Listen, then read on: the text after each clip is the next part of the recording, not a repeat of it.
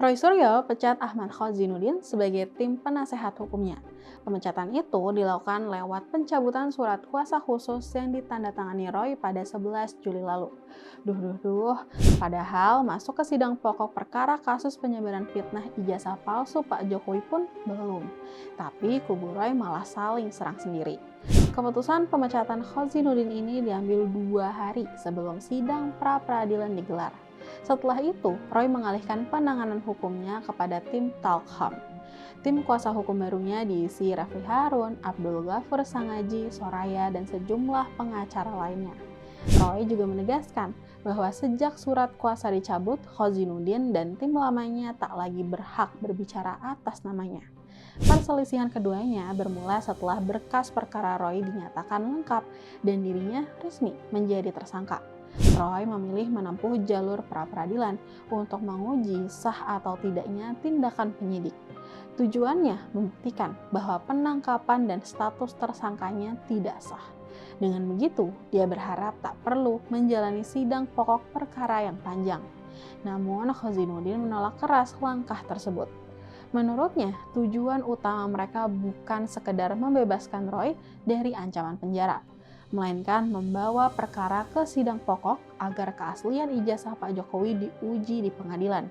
Dia khawatir jika Roy menang pra-peradilan, perkara berhenti dan polemik ijazah tak pernah diuji di sidang terbuka.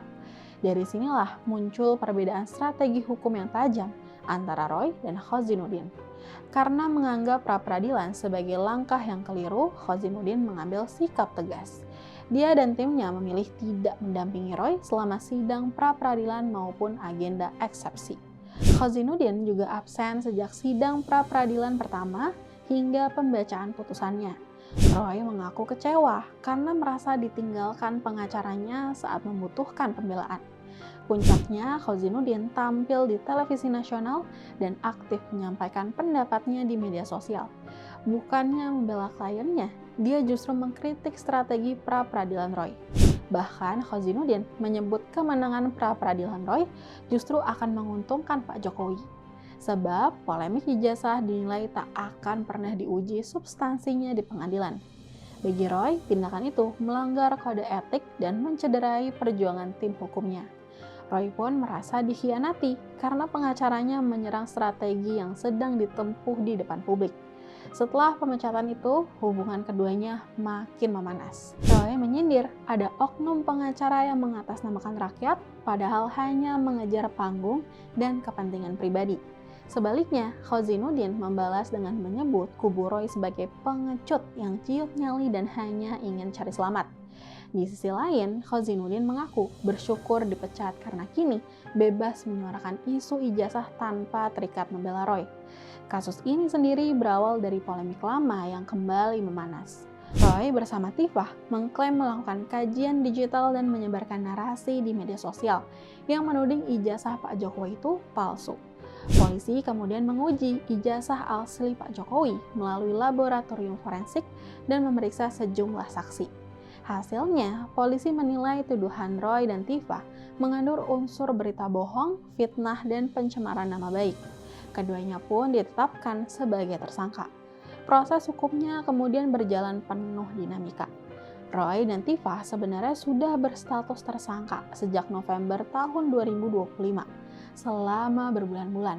Keduanya hanya dikenai wajib lapor dan dinilai kooperatif. Namun pada 19 Juni, penyidik Polda Metro Jaya melakukan penjemputan paksa terhadap Roy Suryo dan Tifah.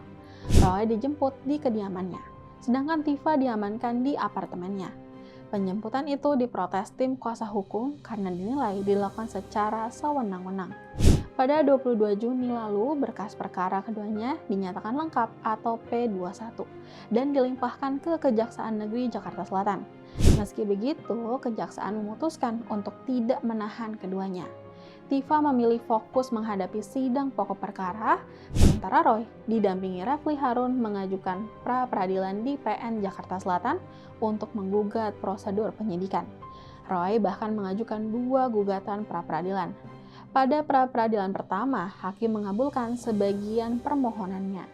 Hakim menyatakan prosedur penggeledahan, penangkapan, dan penahanan polisi tidak sah karena cacat formil. Alasannya, penyidik dinilai keliru menerapkan rujukan KUHP sementara Roy dianggap selalu kooperatif. Namun hakim menegaskan, status tersangka Roy tetap sah. Karena itu, Roy kembali mengajukan pra-peradilan kedua untuk menggugat status tersangkanya. Sidang tersebut masih berlangsung di PN Jakarta Selatan. Polda Metro Jaya menegaskan, telah mengantongi sedikitnya 3 alat bukti yang dinilai cukup untuk menjerat Roy. Putusan pra-peradilan kedua dijadwalkan dibacakan pada 20 Juli 2026. Sementara itu, perkara pokok keduanya juga sudah dilimpahkan ke PN Jakarta Timur. Tifa lebih dulu menjalani sidang perdana pada 2 Juli lalu.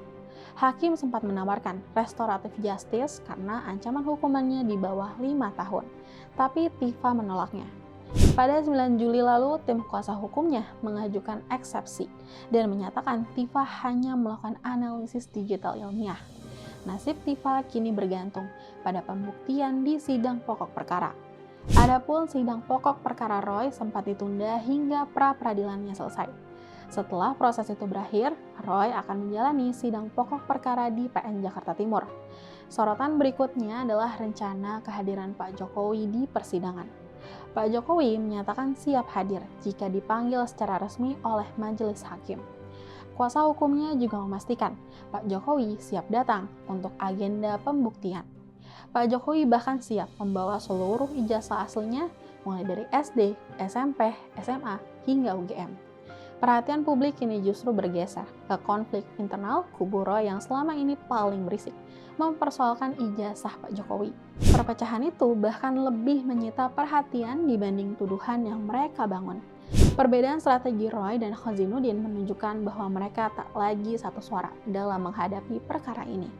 Sementara itu, aparat penegak hukum menyatakan hasil pemeriksaan forensik tidak menemukan dasar yang mendukung tuduhan ijazah ini palsu.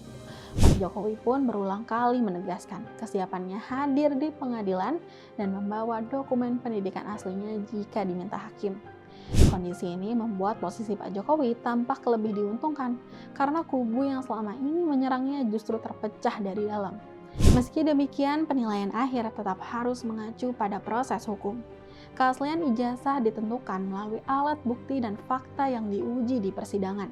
Selama bukti yang ada tetap konsisten, polemik yang terus diulang-ulang kubu Roy ini tidak akan mengubah fakta hukum yang nantinya diputuskan pengadilan. Kini publik tinggal menunggu bagaimana majelis hakim menilai seluruh bukti yang diajukan di persidangan. Semoga kebenaran menemukan jalannya ya.